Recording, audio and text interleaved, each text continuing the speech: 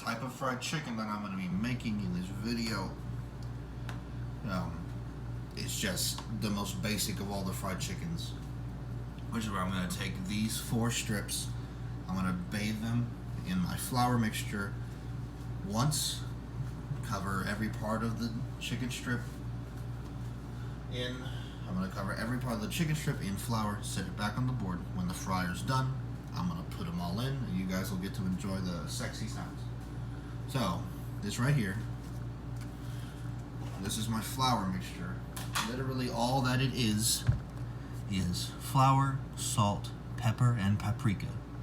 And it's amazing. I highly recommend it, assuming you can eat all of those things. So now, I'm going to stick them all in. So, if you have issues with touching raw meat, then you should probably have someone else make this for you. Or you can just make it yourself to help yourself get over your issues with touching raw meat. When it comes to raw meat and touching them, there's a lot of misconceptions. The biggest one being is that, so to explain it more scientifically, things like beef and pork, especially beef. So the entire reason why they let you pick how you want your steak cooked when you go to restaurants is because of the fact that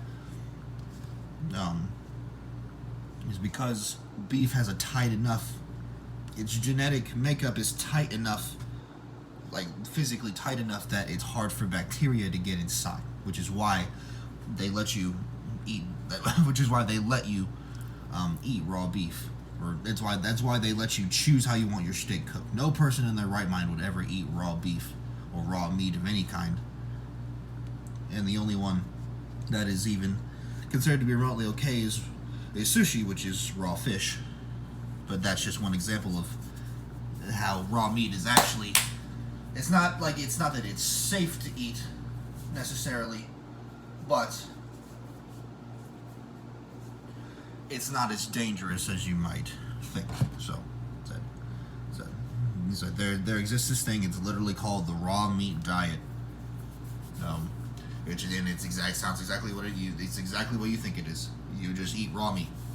I don't know if you eat anything else besides raw meat, but you eat raw meat in that diet.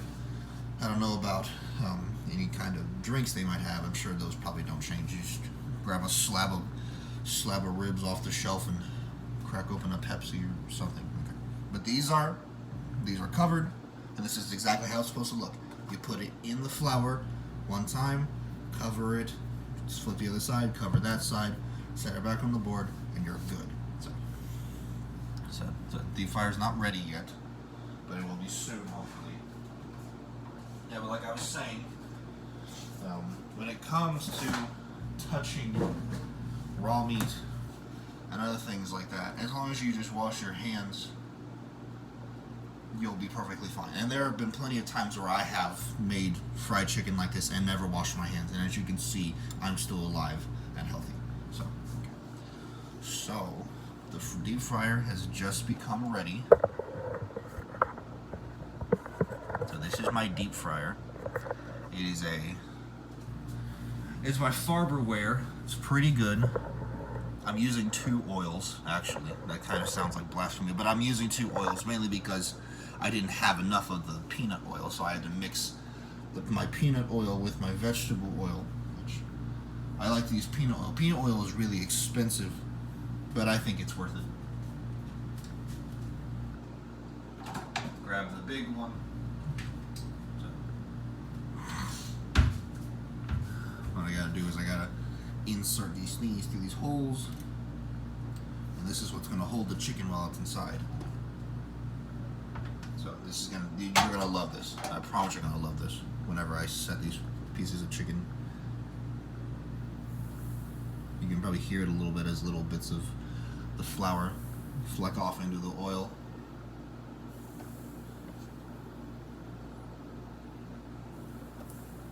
Okay. So as soon as I put this in, I'm gonna want to put this back on. Another thing that's important to remember about cooking with oil, whenever you set the food into the oil, it's going to bring the temperature of the oil down. So you need to, if you have a good deep fryer, it should automatically account for that and bring it back up as soon as it detects that the heat is low. But some don't. Watch this.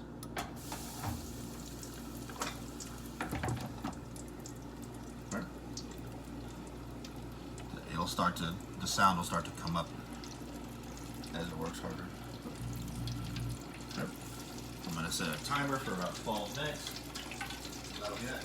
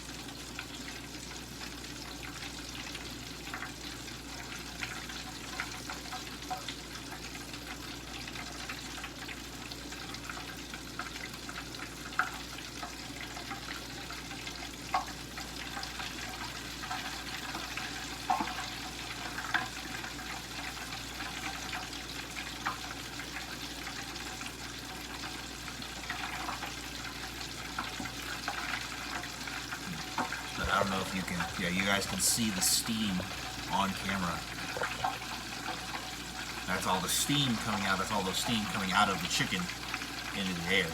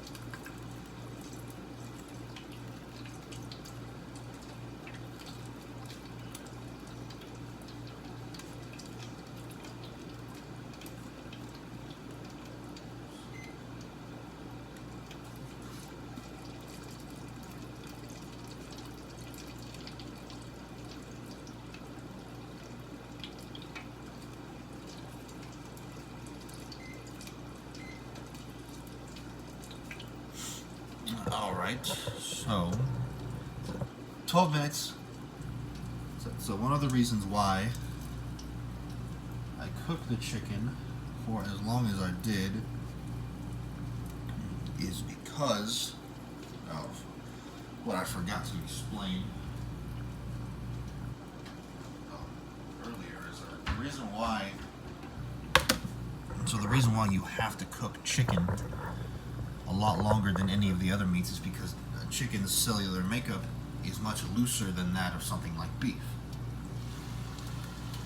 Much looser than that of something like beef. So while a steak, so in order to cook a steak, you just need high heated pan and, I mean literally 3 minutes. It'll spend 3 minutes in the pan. It'll spend most of the time not even actively cooking in the pan. Whereas chicken, you basically have to viciously beat the shit out of chicken with the heat. So that's why always, I mean it depends on how moist or dry you want your chicken to be, but always about 10 minutes at the correct temperature. At the restaurant that I work, so we fry a lot of chicken, and so I was at every time that a batch of chicken comes up, they have to temp it. It has to be like 185 or something like that, which is so much higher than all of the other meats that we cook. It's almost ridiculous. But that's the entire reason why. So you should not eat raw meat. I'm saying it right now. You should not eat raw meat. While you can, and more or less can be okay, if you don't eat too much of it, you should just not eat any raw meat at all. Especially chicken. But here it is. This is what it should look like generally. Even if you're using a bunch of weird, wacky, crazy different kinds of spices and seasonings in your flour mixture, they should all have this nice, rich, deep brown color. So you can see the little flecks of pepper that came from the actual flour itself, and the pepper that was in the flour. Then, so I'm just gonna give these a minute or two to cool off, and then I'll eat them. And it should be pretty good. I haven't made fried chicken in a while, but that's why I chose to do it this particular way, because this one is so specific and easy. Or it's not specific at all. It's very basic, it's very easy. So the steps are, you make your flour mixture, which is just going to be, you're going to fill the bowl probably halfway up with flour at least. Add in all the different seasonings you want in the quantities that you want. You're going to try to give it a good mix. Depending on the size of the bowl that you're using, you can get your hand in, but that can cause a big mess because it gets all over your hands, and it can get all over the counter, which is more cleaning to do. So that's why I recommend doing it in a bowl that has a lid, because you can put on the lid and then you could shake it around, and that will give it a really good mix. And so after you've mixed it, you'll get your chicken out. One general tip for cooking with meat is to always let the chicken get up to room temperature first. That ensures that gives it better, ensure that it will cook evenly all the way through. So you're gonna put the chicken in the flour, cover it in both sides. Just try to make sure that you don't see that. Try to make sure that you're not able to see any pink parts of the chicken, because those ones aren't covered, and you want to get as much of that flavor from the flour in the chicken as you can.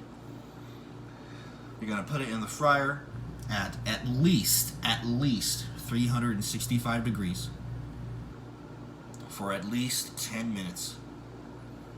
After 10 minutes or more has passed, you'll take it out of the fryer, put it on a plate or on a napkin, wait for it to cool off, and then you're done.